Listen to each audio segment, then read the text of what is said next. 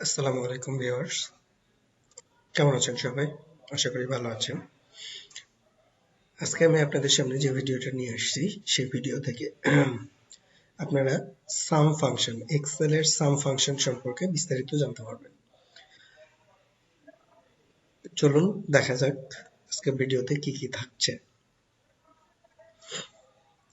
এই ভিডিও থেকে আপনারা জানতে পারবেন sum function, SUMIF function, SUMIFS function, SUMPRODUCT, SUMSQ এবং DSUM ফাংশন সম্পর্কে বিস্তারিত জানতে পারবেন। প্রথমে আমরা যাচ্ছি সাম ফাংশনে। সাম ফাংশনে দেখুন ভিউয়ার্স, এখানে এই সংখ্যাগুলো যোগ করতে গেলে আমরা সাম ইউজ করি। সাম ফাংশনটা হচ্ছে ইকুয়াল সাম লিখে যে অংশটুকু আপনি যোগ করতে চান সেই অংশটুকু দেখিয়ে এন্টার প্রেস করুন, তাহলে আপনার রেজাল্টটি দেখাবে। সাম আপনারা বিভিন্নভাবে করতে পারেন,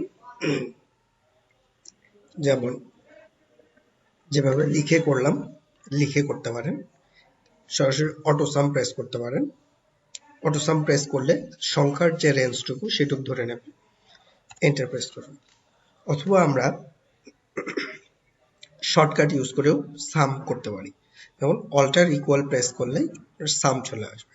জাস্ট অল্টার প্লাস ইকুয়াল, দেখুন অল্টার ইকুয়াল চলে আসবে। আরো একভাবে করা যায়, সেটা হচ্ছে জাস্ট এই অংশটুকু সিলেক্ট করে অটোসাম প্রেস করলেই নিচে ফাঁকা সেলটাতে আপনার রেজাল্টটা চলে আসবে। সেম ভাবে এদিকেও করতে পারেন, প্রস্থের দিকে অটোসাম অথবা ইকুয়াল সাম, যে অংশটুকু আপনি সাম করতে চান সেই অংশটুকু দেখিয়ে জাস্ট এন্টার প্রেস করলে সাম চলে আসবে।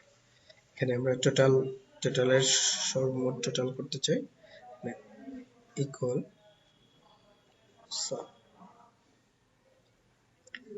সাম ফাংশন মূলত কোনো সংখ্যা যোগ করার ক্ষেত্রে ব্যবহার হয়। আপনারা সাম অন্যভাবেও করতে পারেন, সেটা হচ্ছে দেখুন ইকুয়াল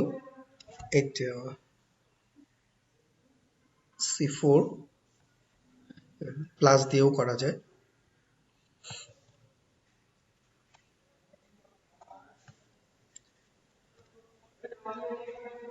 এটা অনেক সময় সাপেক্ষ, একটা একটা করে যোগ করে করা।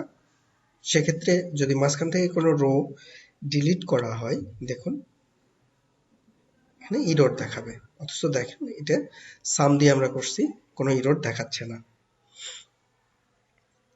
আবার আপনারা আরেকভাবে করতে পারেন, ইকুয়াল সাম, যদি আমি এই সেলটা প্লাস এই দুইটা সেল এভাবে যোগ করতে চাই, তাহলে জাস্ট কমা দিয়ে দেখুন যোগফল 104, যোগফল 104, এখানে 104 চলে আসছে।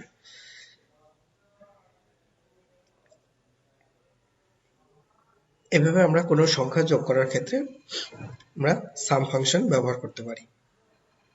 চলুন আমরা পরের ফর্মুলাটা দেখি, সেটা হচ্ছে SUMIF ফাংশন। SUMIF ফাংশন ব্যবহার করার জন্য ধরুন আমাদের একটা রোতে অনেকগুলো নাম আছে, যেমন কফি, টি, মিল্ক একাধিকবার, টি, ওয়াটার একাধিকবার আছে। সেক্ষেত্রে আমরা চাচ্ছি শুধু কফির অংশটা যোগ করব। সেক্ষেত্রে আমাদেরকে লিখতে হবে, আমাদের ফর্মুলাটা হচ্ছে ইকুয়াল সাম ইফ, দেখুন রেঞ্জ, এখানে রেঞ্জ এবং ক্রাইটেরিয়া। রেঞ্জটা বলছে প্রথম যে রেঞ্জ সেটা হচ্ছে আমরা কিসের ভিত্তিতে যোগ করব, আমরা কফির ভিত্তিতে যোগ করব। কফি কোন রোতে আছে, কোন কলামে আছে, এই কলামটাতে আছে, সবটুকু আমরা সিলেক্ট করলাম। এখন কমা, ক্রাইটেরিয়াটা কি? ক্রাইটেরিয়া হচ্ছে আমাদের কফি যেখানে যেখানে আছে সেই অংশটুকু আমাদের যোগ হবে। জাস্ট আমরা কফির রোটা সিলেক্ট করলাম, কমা কোন অংশটুকু যোগ করব আমরা, মানে সংখ্যাটা আছে কোন রোতে বা কোন কলামে। এই কলামে আছে আমাদের সংখ্যাটা, জাস্ট প্রেস এন্টার, দেখুন চলে আসছে। এখানে কফি কফি কফি, দেখুন রেজাল্ট 75, এখানে 75 চলে এসছে। এখন আমরা নিচের গুলোও যোগ করব। নিচের গুলো যোগ করার জন্য আমাদের সেম ভাবে আমরা সূত্রটা লিখতে পারি, অথবা আমরা এভাবে টেনে দিতে পারি। টেনে দিতে গেলে একটা প্রবলেম, সেটা হচ্ছে দেখুন রেঞ্জটা নিচের দিকে চলে আসছে। তো এটা আমাদের বন্ধ করার জন্য আমরা যে রো গুলো বা যে কলাম গুলো আমাদের ফিক্স থাকবে, সেটা যদি আমরা সেই কলাম বা সেই রোর সামনে যদি আমরা ডলার সাইন ইউজ করি, তাহলে আর রেঞ্জটা চেঞ্জ হবে না, জাস্ট ফিক্স থেকে যাবে। নামাতে চাই, যে অংশটুকু আমাদের ফিক্স থাকবে সেই অংশটুকুর সামনে আমরা ডলার সাইন ইউজ করব। দেখুন B4 এর সামনে ডলার সাইন ইউজ করলাম, B15 এর সামনে আমাদের কপিটা ফিক্স থাকবে না, কপিটা নিচের দিকে নেমে যাবে। সো আমরা কপি E5 এ কোনো কিছু ইউজ করলাম না, জাস্ট C4 এও আমরা ডলার সাইন ইউজ করলাম, C15 এ ডলার সাইন ইউজ করলাম। মানে এই রেঞ্জ, যে রেঞ্জটা ফিক্স থাকবে সেইটুকু আমরা ডলার সাইন ইউজ করলাম। জাস্ট এন্টার প্রেস করুন। এখন যদি আমরা টেনে দিই, দেখুন রেঞ্জটা নিচের দিকে নামে নাই, তার মানে রেঞ্জটা ঠিক আছে। দেখুন সবগুলোতে ঠিক আছে। তো আমরা যদি কোনো ফর্মুলা নিচের দিকে বা পাশের দিকে টেনে দিতে চাই, যে রো বা যে কলাম আমরা ফিক্স করবো বা যেটা চেঞ্জ হবে না, সেটার সামনে ডলার সাইন ইউজ করব। আমরা সামইফস এ আসলাম। সামইফস ফর্মুলাটা কিভাবে কাজ করে আপনারা দেখেন। সামইফস যখন আমরা একাধিক ক্রাইটেরিয়া ইউজ করব, এখানে কফি এবং কফির Q1 এর সেলসটা হতে হবে 25 এর বেশি। যদি আমরা কফি কিন্তু 25 এর বেশি, এখানে 20 আসছে, এখানে 26 আসছে, এখানে 30 আছে। আমরা যদি 25 এর বেশি সংখ্যাগুলোকেই শুধু যোগ করতে চাই, সেক্ষেত্রে আমাদের যেটা করতে হবে সেটা হচ্ছে ইকুয়াল সাম ইফস। প্রথমে এখানে হচ্ছে কোন রেঞ্জটা আমরা যোগ করব সেটা সিলেক্ট করতে হবে। এই কলামটা আমরা যোগ করব, কমা প্রথমে কি কফি, প্রথম ক্রাইটেরিয়াটা হচ্ছে কফি, তাহলে কফিটা আছে এই কলামে, আমরা এই কলামটা সিলেক্ট করলাম, কমা এখানে ক্রাইটেরিয়াটা হচ্ছে কফি, ওকে কফি। সেকেন্ড ক্রাইটেরিয়াটা হচ্ছে আমরা তারপরে আরো একটা ইয়ে করব 25 এর বেশি, কমা 25 আছে কোথায়, এই রোতে। তো এই রোটা আমরা আবার সিলেক্ট করলাম, ওকে, কমা এখানে আমাদের ইয়েটা হবে greater than 25, just greater than 25।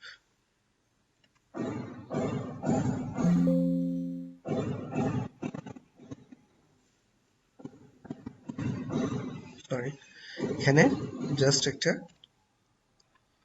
Inverted কমার মধ্যে গ্রেটার দেন 25 চলে এসেছে। দেখেন কফি কফি, দেখুন সাম হচ্ছে 56। তো আমাদের যেটা করতে হবে গ্রেটার দেন ইকুয়াল, আমরা ইকুয়াল সাইনও ইউজ করতে পারি, গ্রেটার দেন অর ইকুয়াল 25। এখানে যদি আমি দেখেন 25 করে দিই, তাহলে এই রোটাও সে যোগ করে নেবে। গ্রেটার দেন অর ইকুয়াল 25, আমরা গ্রেটার দেন ইউজ করতে পারি, আমরা লেস দেনও ইউজ করতে পারি। জাস্ট ইনভার্টেড কমার মধ্যে লেস দেন 25 যদি আমরা লিখি, দেখেন এখানে 0 আসছে। এখানে আমরা যদি 20 করে দিই, দেখেন যোগফল আসছে 20। তো সেক্ষেত্রে আমরা আবার লেস দেন অর ইকুয়ালও করতে পারি, লেস দেন অর ইকুয়াল 25, এখন চলে আসছে লেস দেন অর ইকুয়াল 25। আমরা যদি এখানে 25 লিখি, দেখেন চলে আসছে। আমাদের যখন একাধিক ক্রাইটেরিয়া থাকবে, সেক্ষেত্রে আমরা যোগ করার জন্য যখন একাধিক ক্রাইটেরিয়া থাকবে, সেক্ষেত্রে আমরা সাম ইফস ফাংশনটি ব্যবহার করব। ওকে, চলুন দেখি এরপর আসছে সাম প্রোডাক্ট ফাংশন। সাম প্রোডাক্ট কিভাবে করতে হয় সেটা আমি আপনাদেরকে দেখাচ্ছি। আমরা আসলাম সাম প্রোডাক্ট সূত্রে। ধরুন আপনার একটা টেবিল আছে, টেবিলে আপনার ইউনিট প্রাইস এবং কোয়ান্টিটি দেয়া আছে, প্রোডাক্ট আইটেম দেয়া আছে। আপনি এখন টোটাল সেলস বের করতে যাচ্ছেন। টোটাল সেলস বের করতে গেলে আপনার করতে হবে কি, এই দুইটা রো ফার্স্টে গুণ করতে হবে, তারপর গুণ করে টোটাল করতে হবে, তারপর সম্পূর্ণ টোটাল গুলোকে যোগ করে আপনার টোটাল সেলস বের করতে হবে। সেক্ষেত্রে আপনি এট এ টাইম সাম প্রোডাক্ট সূত্রটা ইউজ করতে পারেন। দেখুন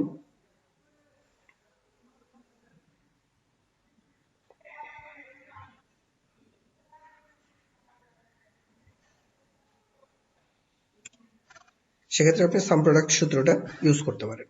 তো সাম প্রোডাক্ট সূত্রটা এখানে আমি লিখে রেখেছি যদিও। দেখুন ইকুয়াল, আপনি প্রথমে সাম প্রোডাক্ট, ওকে, এন্ড এখানে কোন রো দুটো বা কোন কলাম, কোন কলাম আপনি গুণ করবেন বা যোগ করবেন। এখানে যদি গুণ করতে হয়, দেখুন এই কলামটা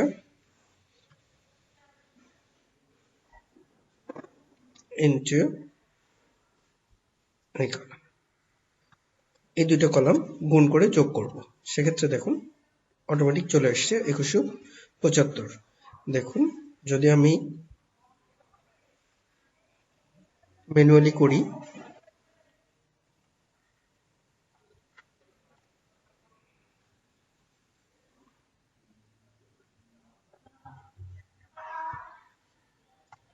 দেখেন আমার রেজাল্ট এসছে 2175। এখানে আমার ম্যানুয়ালি করতে হলো, কিন্তু এখানে আমি সাম প্রোডাক্ট সূত্রটা ইউজ করে এট এ টাইম করলাম। ওকে, আমরা আরেকটা এক্সাম্পলে আসি। ধরুন আপনার ইউনিট প্রাইস আছে, কোয়ান্টিটি আছে এবং প্রোডাক্ট আছে, আপনি শুধু কফির সেলসটা বের করতে চাচ্ছেন। সেক্ষেত্রে আপনার করতে হবে কি, দেখুন আমি সূত্রটা পাশে লিখে রেখেছি। প্রথমে আপনি যে রো দুটো গুণ করবেন এবং কোন রোটা বের করবেন, কোন রোটা গুণ করতে চাচ্ছেন, আমি ডিটেল দেখা দিই আপনাদের। ইকুয়াল সাম প্রোডাক্ট, প্রথমে আমরা কি করব, একটা সূত্র, দেখুন আমাদের এই রোটা নিলাম, এই রোটার সঙ্গে আমরা গুণ করব এই কলামটা। ওকে,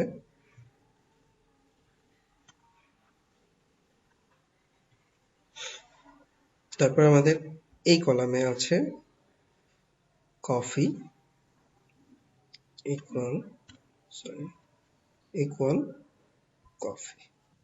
ওকে ভিউয়ার্স, আমাদের ফর্মুলা লেখা শেষ, আমরা জাস্ট এন্টার প্রেস করব। দেখুন 500, তাহলে কফি 20 ইন্টু 25, 500। ওকে, আমরা আরেকটা এক্সাম্পল দিই। সেটা হচ্ছে যদি আপনার রোটা টেবিলটা এরকম থাকে, প্রোডাক্ট, রিজিয়ন, কোয়ান্টিটি, আপনি চাচ্ছেন যে আমার যে কোনো একটা প্রোডাক্টের জন্য এবং একটা রিজিয়নের জন্য আমার সেলস কোয়ান্টিটি কত সেটা আমি বের করব। সেক্ষেত্রে দেখুন ইকুয়াল সাম প্রোডাক্ট,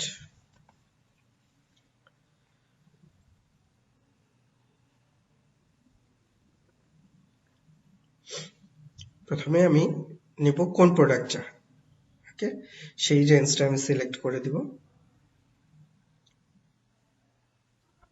দেখেন এই রো ইকুয়াল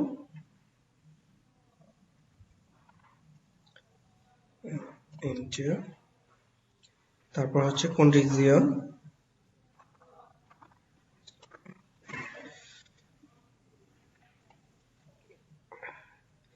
রিজিয়ন,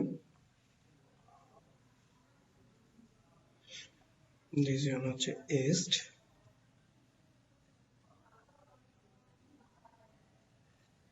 এখন যোগ হবে কোন রো, কোন কলাম, সেই কলামটা দেখা দেব। এখন চলে আসছে 25। যদি আমার এখানে যদি এটাও যদি কফি হতো সেক্ষেত্রে দেখুন 55 চলে আসছে। এভাবে আপনারা সাম প্রোডাক্ট সূত্রটা ইউজ করতে পারেন। সাম প্রোডাক্টের ক্ষেত্রে ইনটু গুলো ইউজ করা হয় সাধারণত দুইটা অ্যারের মাঝখানে ইনটু ইউজ করতে হয়, স্টার সাইন। ওকে, ধন্যবাদ। এবার আমরা নেক্সট ফর্মুলাতে যাই। নেক্সট ফর্মুলা হচ্ছে সাম কিউ। সাম কিউ ব্যবহার করা হয় সাধারণত কোনো একটা সংখ্যার বা কোনো একাধিক সংখ্যার স্কোয়ার, মানে টু দি পাওয়ার 2 এরকম যেটাতে থাকে স্কোয়ার। ধরুন 2 স্কোয়ার করলে হয় 2 স্কোয়ার করলে হবে 4,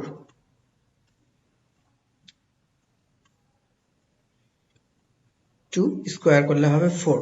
তো এই 2 যদি আমি যোগ করি তাহলে আমাকে সরাসরি 4 দেখাবে। চলুন দেখি কিভাবে কাজ করে সাম কিউ ফর্মুলা। সাম কিউ ফর্মুলা, যদি আপনার এ ধরনের কোনো টেবিল হয় এবং প্রত্যেকটারই আপনার স্কোয়ার ডাটা যোগ করার প্রয়োজন পড়ে, সেক্ষেত্রে আপনি সাম কিউ ফর্মুলাটা ইউজ করতে পারেন। যেমন 25 এর স্কোয়ার, 30 স্কোয়ার। দেখুন আমরা সাম কিউ ফর্মুলাটা কিভাবে ইউজ করতে হয়। সামস্কিউ যদি আমি পুরোটা যোগ করে দিই, দেখুন আমার 46 আসছে ডাটা। আমি যদি এখন ফর্মুলাটা চেক করতে চাই, 25 into 25, দেখুন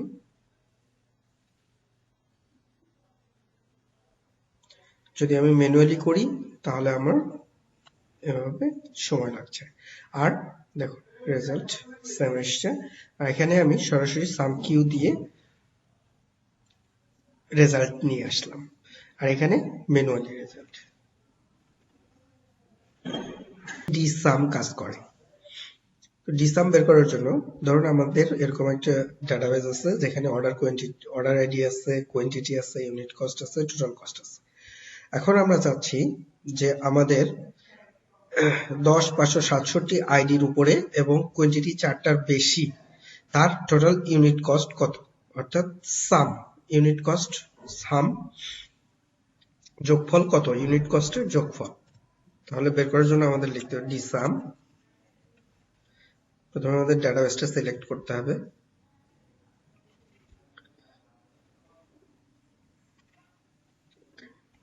আমরা বের করব ইউনিট কস্ট। আসুন ইউনিট কস্ট সিলেক্ট করি।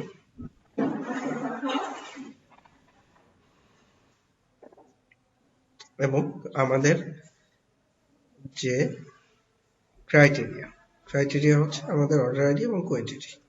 ওকে, চলে আসছে 21।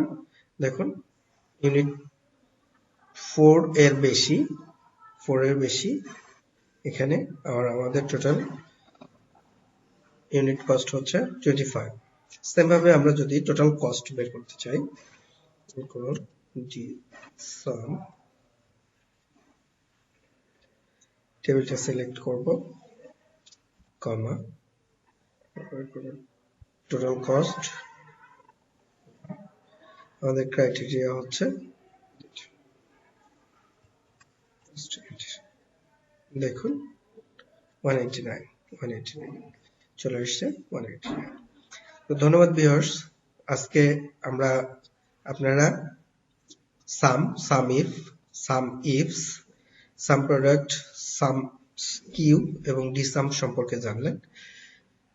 যদি ভিডিওটি আপনাদের ভালো লাগে অবশ্যই সাবস্ক্রাইব করবেন আরো এ ধরনের নতুন ভিডিওর জন্য, এবং অবশ্যই শেয়ার করবেন যাতে আরো কেউ এই সাম সম্পর্কে জানতে পারে। সাথে থাকার জন্য আপনাদের অনেক ধন্যবাদ, ভালো থাকবেন।